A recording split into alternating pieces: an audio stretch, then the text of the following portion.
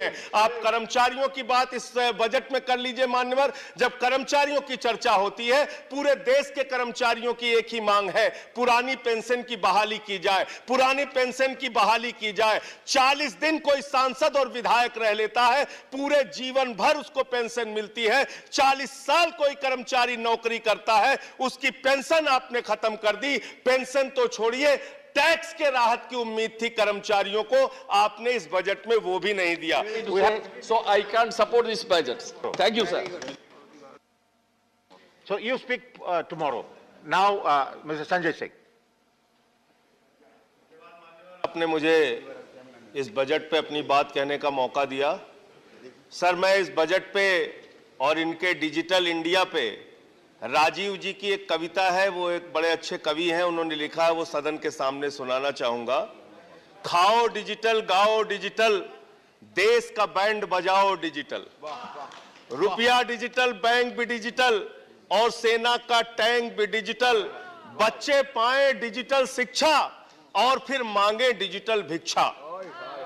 बच्चे पाए डिजिटल शिक्षा और फिर मांगे डिजिटल भिक्षा। डिजिटल डॉक्टर, डिजिटल गोली, डिजिटल ईद और डिजिटल होली, डिजिटल सड़क पर डिजिटल कार, डिजिटल संसद और सरकार, डिजिटल खेत में करो किसानी, डिजिटल खाद और डिजिटल पानी, डिजिटल दूध और डिजिटल गाय, डिजिटल चीनी, डिजिटल चाय, भर के खाओ डिजिटल रोटी और फिर कर दो डिजिटल पोटी। ये इस बजट के बारे में एक कवि की प्रतिक्रिया है मान्यवर।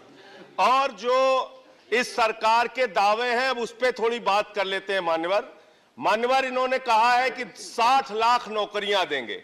मैं पूछना चाहता हूं, आपने तो स्वयं स्वीकार कर लिया, पहले तो आप 2-2 करोड़ करके लोगों को मूर्ख बनाते रहे और अब आप खुद स्वीकार कर रहे हैं कि 2 करोड़ आपके बस की नहीं है। अब आप 60 लाख नौकरियां देने की बात कह रहे हैं। और आप नौकरियां कैसे दे रहे हैं नौजवानों को मान्यवर? 35,000 रेलवे भर्ती के लिए 1 करोड़ नौजवानों ने उसमें फॉर्म भरा और उसके बाद जब उसका परिणाम आता है उसमें घोटाला और गड़बड़ी की जाती है। जब वो नौजवान सड़क पर नौकरी मांगने के लिए निकलते हैं, उनको लाठियों से पिटवाया जाता है प्रयागराज में, उनको पटना में लाठियों से पिटवाया जाता है। घर में घुस के लाठियों से पीट पीट के आप नौकरी दे रहे हैं, आंसू गैस के गोले छोड़ छोड़ के आप नौकरी दे रहे हैं। आप कर्मचारियों की बात इस बजट में कर लीजिए मान्यवर। जब कर्मचारियों की चर्चा होती है, पूरे देश के कर्मचारियों की एक ही मांग है, पुरानी पेंशन की बहाली की जाए, पुरानी पेंशन की बहाली की जाए। 40 दिन कोई सांसद और विधायक रह लेता है, पूरे जीवन भर उसको पेंशन मिलती है। 40 साल कोई कर्मचारी नौकरी करता है, उसकी पेंशन आपने खत्म कर दी। पेंशन तो छोड़िए, टैक्स के राहत की उम्मीद थी कर्मचारियों को, आपने इस बजट में वो भी नहीं दिया। इसके साथ साथ मान्यवर, आपने इस बजट में किया क्या है? 22 तक सबको घर देने की आपकी योजना थी। वो 22 तक घर देने की योजना भी पूरी तरीके से जमीन पर उतर के नहीं आई, वो भी फेल साबित हुई।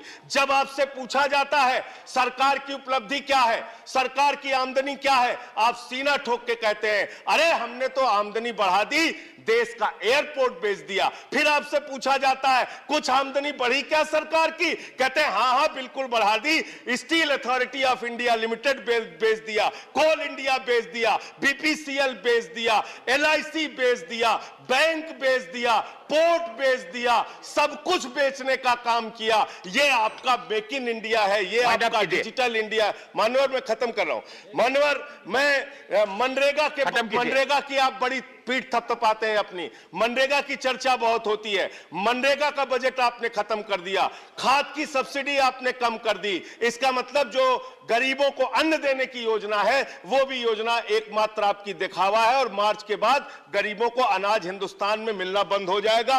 अंत में आपके माध्यम से एक ही सरकार से अनुरोध करना चाहूंगा कि अपना ध्यान देश की तरक्की पर लगाइए, देश को आगे बढ़ाने पर लगाइए।